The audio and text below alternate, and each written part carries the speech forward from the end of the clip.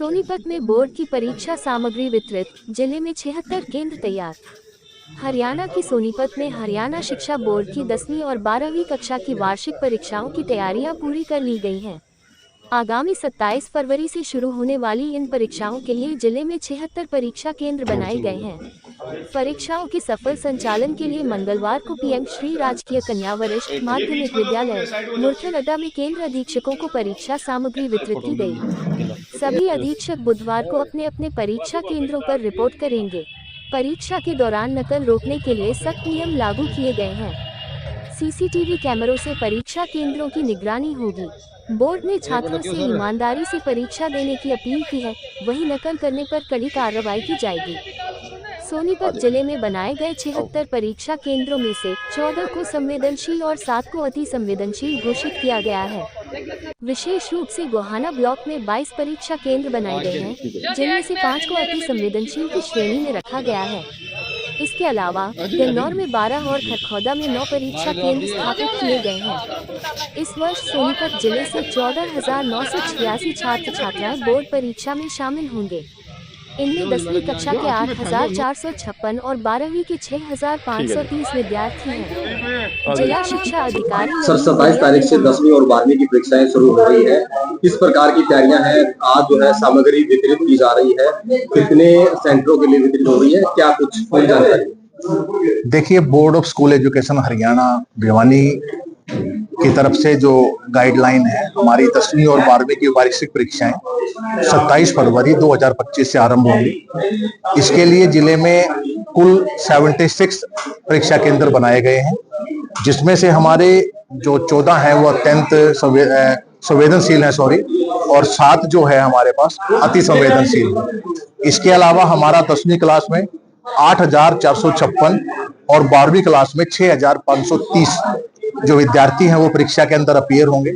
आज परीक्षा केंद्रों में जो भी सेंटर सुपरिटेंडेंट, जो केंद्र अधीक्षक लगाए गए हैं, वो सारे के सारे को हम आज मटेरियल डिस्ट्रीब्यूट कर रहे हैं। ये सभी कल अपने अपने एग्जाम सेंटर पे रिपोर्ट करेंगे और उसके अकॉर्डिंग जो भी अगर ड्यूटी में कोई शॉर्टेज होगी, कुछ कमी होगी, तो जो एब्सेंटिज्म के खिलाफ तो विभागीय कार्रवाई अमल में लाई जाएगी। और बाकी के लिए हमने खंड शिक्षा अधिकारी को अवगत किया है कि अगर कहीं पर एग्जाम उसकी शॉर्टेज है तो परीक्षा सुचारू रूप से चलाने के लिए उसके अंदर आप स्टाफ की अपॉइंटमेंट करेंगे। हालांकि बोर्ड की तरफ से अब की बार पूरा प्रबंध किया गया है कि किसी भी एग्जाम सेंटर में कोई भी शॉर्टेज ना हो।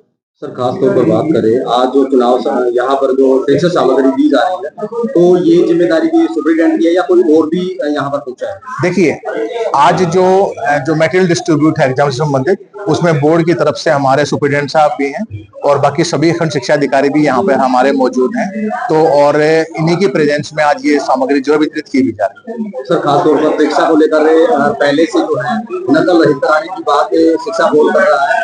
सोनीपत जिले की बात करें तो क्या क्या परीक्षा केंद्र पर सुविधाएं रहने वाली है, क्या निगरानी रहने वाली है, क्या व्यवस्था रहेगी? देखिए, अब की बार जो एग्जाम में हमारे माननीय जो सचिव महोदय हैं board of school education Haryana Bhiwani, उन द्वारा भी हमारी सबकी एक वीडियो कॉन्फ्रेंस भी ली गई है और सभी जो हमारे जो चीफ सेंटर सुपरिटेंडेंट है, जो विद्यालय के मुख्य, उनके साथ भी उन्होंने वीडियो कॉन्फ्रेंस की है।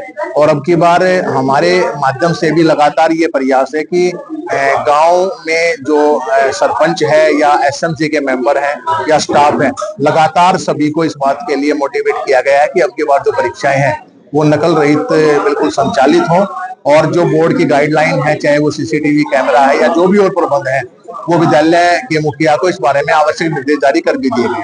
तो कई बार देखने को मिलता है सीसीटीवी जो है परीक्षा के दौरान बंद कर दिए जाते हैं, वहाँ फुटेज उपलब्ध नहीं हो पाती, तो ऐसी स्थिति में ऐसे विद्यालय अगर इस प्रकार की ऐसा अगर इस तरह की कोई भी चेष्टा किसी विद्यालय के स्तर पर ऐसा अगर मिलेगा कि मतलब जानबूझकर इस तरह का छेड़छाड़ की गई है, तो निश्चित तौर पर जो डिपार्टमेंट की जो गाइडलाइन है उन्हें खिलाफ सख्त कार्रवाई की अनुशंसा की भी जाएगी। सर, फ्लाइंग की किस प्रकार से व्यवस्था रहने वाली, खासतौर पर लोकल जो अधिकारी हैं वो भी शामिल रहेंगे या नहीं?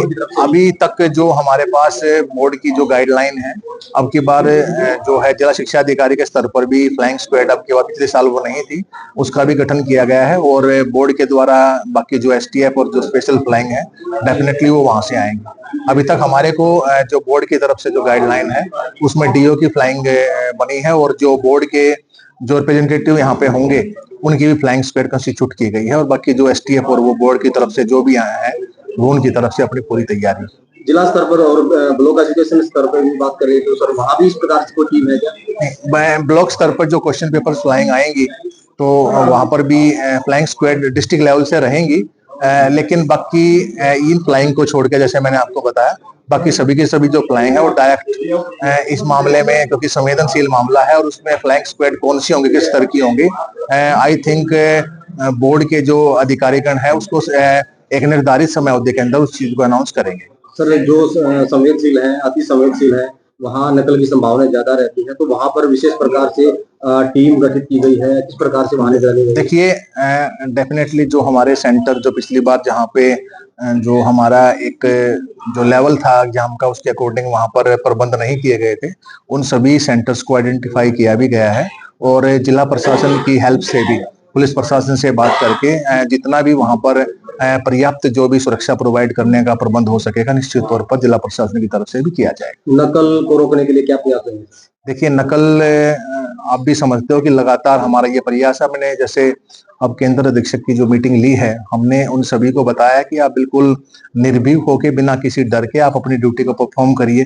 देखिए कभी टीचर्स की ये इंटेंशन नहीं होती कि वो नकल जैसी चीजों को प्रमोट करें, लेकिन कुछ एग्जाम सेंटर के अंदर जो इस तरह के एलिमेंट हैं जो जिनका जो है एक सामाजिक हिसाब से जो ऐसे तत्व हैं वो अनावश्यक रूप से उस परीक्षा को बाधित करते हैं और हमने जो विद्यालय के मुखिया हैं उनके माध्यम से भी, पंचायत के माध्यम से हमने ये कहा है कि इस तरह का लोग करते हैं तो पुलिस प्रशासन के उसके बारे में इमीडिएटली उसको इंटीमेट करे भी।